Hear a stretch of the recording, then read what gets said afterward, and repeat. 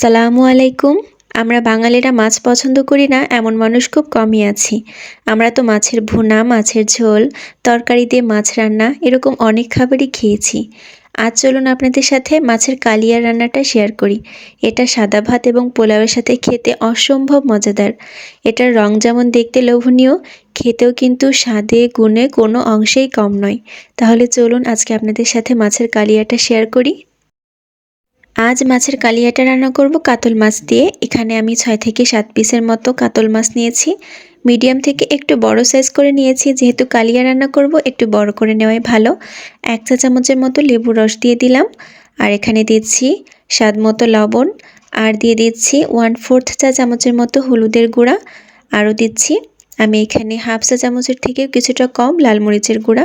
সব কিছু একসাথে ভালো করে মেখে মাছগুলোকে ম্যারিনেট করে রেখে দিব আধা ঘন্টার জন্য। মাছগুলো ম্যারিনেট হতে থাক, এই ফাঁকে একটা পেস্ট তৈরি করব। এখানে আমি 1 টেবিল চামচের মতো বাদাম বাটা নিয়েছি। কাঠবাদাম, কাজু বাদাম, চিনা বাদাম যে কোনো বাদাম নিতে পারেন। আর দিয়ে দিচ্ছি 4 চা চামচের মতো টক দই। আমি এখানে পানি সহই টক দইটা ব্যবহার করেছি। বাদাম এবং টক দইটা একসাথে ভালো করে মিক্সড করে পেস্ট বানিয়ে নিলাম। চুলায় একটা প্যানে 1/3 কাপের মতো সয়াবিন তেল দিয়ে দিলাম। আর দিয়ে দিচ্ছি প্রায় 1 কাপের মতো পেঁয়াজ কুচি। পেঁয়াজগুলোকে এখন বেরেস্তা করে নিব। হালকা ব্রাউন ব্রাউন কালার চলে আসলেই তেল থেকে নামিয়ে নিতে হবে। আর অবশ্যই চুলাটা বন্ধ করে দিবেন, না হলে বেরেস্তাগুলো পুড়ে যাবে। অতিরিক্ত কালার চলে আসলে বেরেস্তাগুলো খেতে কিন্তু তিতা লাগবে। ওই বেরেস্তা ভাজা তেলে এখন মাছগুলোকে ভেজে নিব। এক এক করে মাছগুলো সব দিয়ে দিচ্ছি। চেষ্টা করবেন তেলটা একটু ভালো করে গরম করে নেওয়ার জন্য। এতে করে মাছ দেওয়ার পর কিন্তু ভাঙবে না আর উল্টাতেও সহজ হবে। সবগুলো মাছই আমি তেলের উপর দিয়ে দিয়েছি আর এটাকে উল্টে পাল্টে ভেজে নিতে হবে। খুব বেশি কালার করব না, যাতে পুড়ে না যায়, আবার মাছের উপরের অংশটা যেন শক্তও না হয়ে যায়। দেখতেই পাচ্ছেন একটু ইয়েলিশ কালার আসলেই মাছগুলোকে আমি এক এক করে প্যান থেকে তুলে নিব। এবারও ওই একই তেলে দিয়ে দিচ্ছি 2টা দারচিনি, 3টা মুখ ফাটানো এলাচ, 2টা আস্ত শুকনো মরিচ আর 4-5টার মতো লবঙ্গ। এগুলাকে তেলের উপর কিছুক্ষণ ভেজে নেওয়ার পর দিয়ে দিচ্ছি 2 টেবিল চামচের মতো পেঁয়াজ বাটা, 2 টেবিল চামচ আদা এবং রসুন বাটা। আদা এবং রসুন আমি একসাথে বেটে নিয়েছি। খুব ভালো করে তেলের সাথে মশলাগুলোকে ভেজে নিতে হবে বা ভুনা করে নিতে হবে। কালিয়া রান্নার আসল টেস্টটাই কিন্তু আসে এই মশলাটা ভুনা করে নেওয়ার মধ্যে। আপনারা যতক্ষণ ধরে এবং যত ভালো করে মশলাটা ভুনা করতে পারবেন, আপনাদের কালিয়ার টেস্টটাও তত বেশি ভালো আসবে। যখন মশলাটা একদম ভাজা ভাজা হয়ে গিয়েছে, সেই পর্যায়ে দিয়ে দিয়েছি একটা মিডিয়াম সাইজের টমেটো কুচি আর দিয়ে দিয়েছি স্বাদ মতো লবণ। টমেটোর সাথেও মশলাগুলোকে খুব ভালো করে আরও কিছুক্ষণ ভেজে নিয়েছি আর ঢাকনা দিয়ে ঢেকে রেখে দিয়েছি। 2 মিনিট পর আমি ঢাকনাটা উঠিয়ে নিলাম। চুলার জালটা কিন্তু মিডিয়াম টু লোতে রাখতে হবে, যাতে মশলাগুলো পুড়ে না যায়, আবার সেদ্ধ হয়ে যায়। দেখতে পাচ্ছেন আমার টমেটোগুলো কিন্তু সেদ্ধ হয়ে গিয়েছে।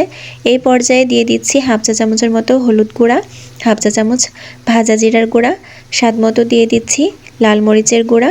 সব কিছু দিয়ে আবারও মশলার সাথে খুব ভালো করে ভুনা করে নিতে হবে।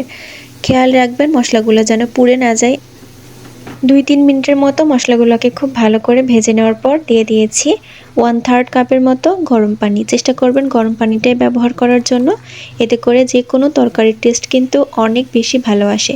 গরম পানিটা দেওয়ার পর আবারও একটু মিশিয়ে নিচ্ছি সব কিছুর সাথে আর ঢাকনা দিয়ে ঢেকে রেখে দিচ্ছি যতক্ষণ না পর্যন্ত তেলটা উপরে উঠে আসছে। আমি 4-5 মিনিট মতো ঢাকনা দিয়ে ঢেকে রেখেছিলাম আর তেলটাও একদম উপরে উঠে এসেছে। দেখতেই পাচ্ছেন তেলটা যতক্ষণ না পর্যন্ত উপরে উঠে আসবে, বুঝবেন আপনার মশলাটা কিন্তু ভুনা করা হয়নি। আমার মশলা থেকে তেলটা উপরে উঠে এসেছে আর এখন আমি সে আগে থেকে তৈরি করে রাখা টক দই এবং বাদামের পেস্টটা দিয়ে দিব। আর অবশ্যই এই পর্যায়ে চুলার জালটা অফ করে দিবেন, না হলে কিন্তু টক দইটা ফেটে যাওয়ার সম্ভাবনা থাকে। অথবা চুলার জাল একদম লোতেও রেখে দিতে পারেন, তবে অফ করে দেওয়াই বেটার। যখন এটা দিয়ে দেওয়া হয়ে যাবে, সে পর্যায়ে চুলার জালটা আবার অন করে দিবেন এবং আস্তে আস্তে মশলার সাথে মিশিয়ে নেবেন। আমার টক দই এবং বাদামের পেস্টটা আমি মশলার সাথে মিশিয়ে নিয়েছি। আর এই পর্যায়ে কিন্তু এটা খুব ভালো করে ভুনা করে নিতে হবে। যতক্ষণ না পর্যন্ত টক দই এবং বাদামের পেস্টটা একদম ভাজা ভাজা হয়ে যাচ্ছে, ততক্ষণ পর্যন্ত এই মশলাটার সাথে ভুনা করে নিতে হবে। দেখতেই পাচ্ছেন আমার বাদাম এবং টক দইয়ের পেস্টটা একদম ভাজা ভাজা হয়ে গিয়েছে। এখন আমি এর মধ্যে দিয়ে দিচ্ছি আবারও গরম পানি। আর এখানে আমি 2 কাপের মতো গরম পানি ব্যবহার করেছি। আপনারা যে যেরকম ঝোল খেতে পছন্দ করেন সেই পরিমাণে পানি দিয়ে দিতে পারেন। গরম পানিটা দেওয়ার পর যতক্ষণ না পর্যন্ত একটা বলক এসেছে ততক্ষণ পর্যন্ত ঢাকনা দিয়ে ঢেকে রেখেছিলাম। একটা বলক উঠে যাওয়ার পর আমি আগে থেকে ভেজে রাখা সেই মাছের টুকরা এখন দিয়ে দিচ্ছি। একটু আলতো করে দেওয়ার চেষ্টা করবেন, না হলে মাছগুলো ভেঙে যেতে পারে। আর মাছগুলো দেওয়ার পর আমি আবারও মিনিট 2 মতো ঢাকনা দিয়ে ঢেকে রান্না করে নিয়েছি। আর ঢাকনাটা উঠিয়ে এখন মাছগুলোকে আলতো করে একটু নেড়ে দিয়ে উল্টে নিচ্ছি। এটা যেহেতু লেবু দিয়ে মাখানো ছিল, মাছগুলো কিন্তু খুবই নরম থাকবে, তাই অবশ্যই চেষ্টা করবেন মাছগুলোকে আলতো করে উল্টে পাল্টে দেওয়ার জন্য। টক দই স্বাদটাকে ব্যালেন্স করার জন্য স্বাদমতো চিনি দিয়ে দিচ্ছি। আপনারা যে যেরকম মিষ্টি খেতে পছন্দ করেন সেই অনুপাতে চিনিটা দিয়ে নেবেন। আবারও সব কিছুর সাথে চিনিটাকে মিশিয়ে নিলাম এবং ঢাকনা দিয়ে ঢেকে আবারও 2-3 মিনিটের মতো রান্না করে নিব। যখন ঝোলটা অনেকটাই কমে এসেছে সেই পর্যায়ে ঢাকনাটা উঠিয়ে নিয়েছি। খেয়াল রাখবেন যেন নিচ থেকে পোড়া লেগে না যায়। চুলার জালটা মিডিয়াম টু লোতে রাখার চেষ্টা করবেন।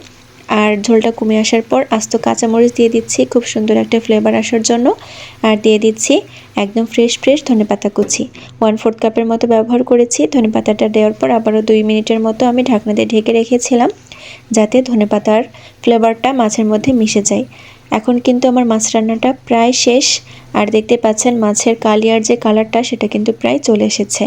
আর এখন আগে থেকে ভেজে রাখা সেই বেরেস্তাগুলোও এখন উপর দিয়ে দিচ্ছি।